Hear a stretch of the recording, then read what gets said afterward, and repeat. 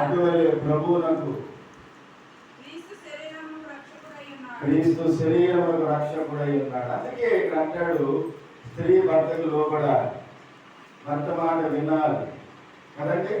ఎందుకంటే భార్యకి భర్త శిరస్సు అయి ఉన్నాడు. అలాగే ప్రభు మనకు శిరస్సు అయి ఉన్నాడు. సంఘం అనేది వధువు సంఘం.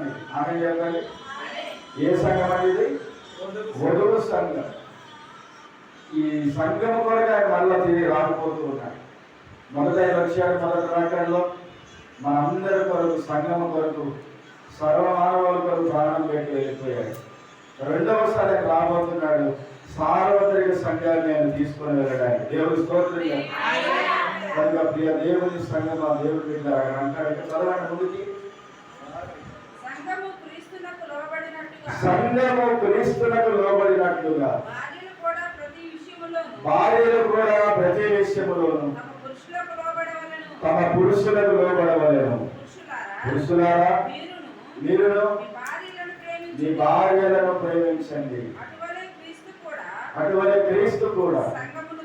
చూడండి, మనల్ని ప్రేమించాడు కాబట్టి తన ప్రాణం ఇచ్చాడు, తన రక్తాన్ని మనకు ఇచ్చాడు. సంఘమును ప్రేమించి అది కలంకమైనను ముడతైనను అట్టిది మరి ఏదైనను లేక నిర్దోషమైనదిగా మహిమగల సంఘముగా ఆయన తన ఎదుట నిలవబెట్టుకోవాలని వాక్యము ద్వారా ఉదక స్నానము చేత. ఇప్పుడు సంఘాన్ని ఏం చేస్తున్నాడు? వాక్యం అనే ఉదక స్నానం. ప్రతిరోజు వాక్యం ఎందుకు మనకు అవసరం అంటే మనం కడగబడాలి. హల్లెలూయా.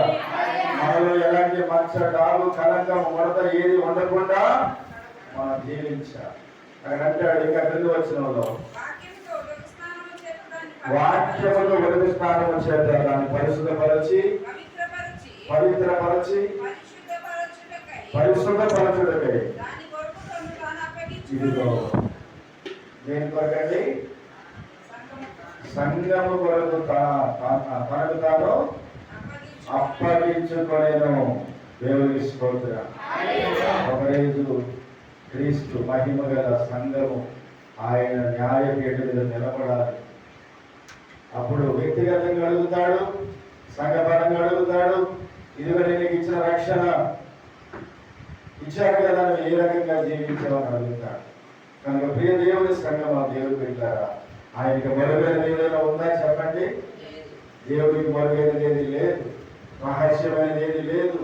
ఏంటి రహస్యమైనది? ఒక రోజు బయట పరచబడుతుంది, మరుగైనది ఒక రోజు మనకి దేవుడు తెలియజేస్తాడు. దేవుడికి స్తోత్రం.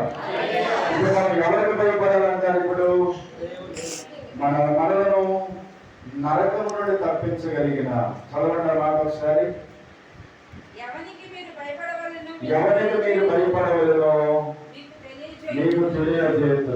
చంపిన తరువాత నరకములో పడగలే శక్తి గల వారికి భయపడు. ఆయనకి భయపడుడి అని మీతో. నిజంగా ఏ వ్యక్తి అయితే దేవుడికి భయపడతాడో ఆ వ్యక్తిని దేవుడు బహుగా దీవిస్తాడు, ఆ కుటుంబాన్ని దేవుడు బహుగా ఆశీర్వదిస్తాడు. అందుకే 128వ కీర్తనలో మొదటి మాట మనకు తెలిసిందే, యెహోవా యందు భయభక్తులు కలిగి ఆయన త్రోవల యందు నడిచేవారందరూ ధన్యులు. దేవుడు చాలండి, చాలు. దేవుడు కోరుకునేది ఏంటంటే నా పిల్లలు నా యందు భయభక్తులు కలిగి నా మార్గంలో నడవాలి. అప్పుడు నేను ఖచ్చితంగా కుటుంబాన్ని మరి జీవిస్తాను అని దేవుడు చెప్తూ ఉన్నాడు. మత్తయి సువార్త ఒక మాట చదవండి, కొన్ని మాటలు, ఒక 2 మాటలు చదువుకుందాం. మత్తయి సువార్త 10వ అధ్యాయము 26వ వచనం చదువుదాం. మత్తయి సువార్త 10వ అధ్యాయం 26వ వచనం.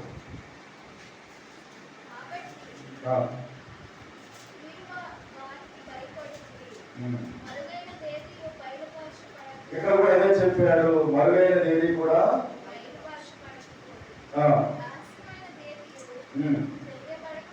రహస్యమైన దేది తెలియబడకపోదు. ఇది ఒకటి మనం ఏదైతే చదివాం అదే మాటలు ఇక్కడ మరలా మత్తయి సువార్తలో కూడా చెప్పబడింది. మరియు అతడు ఆత్మను చంపలేక దేహంలో చంపువారికి భయపడకూడదు, కానీ ఆత్మను దేహమును కూడా నరకములో నశింపజేయగల వారికి మిక్కిలి భయపడుడి. హల్లెలూయా. మిక్కిలి భయపడుడి. ఎక్కువగా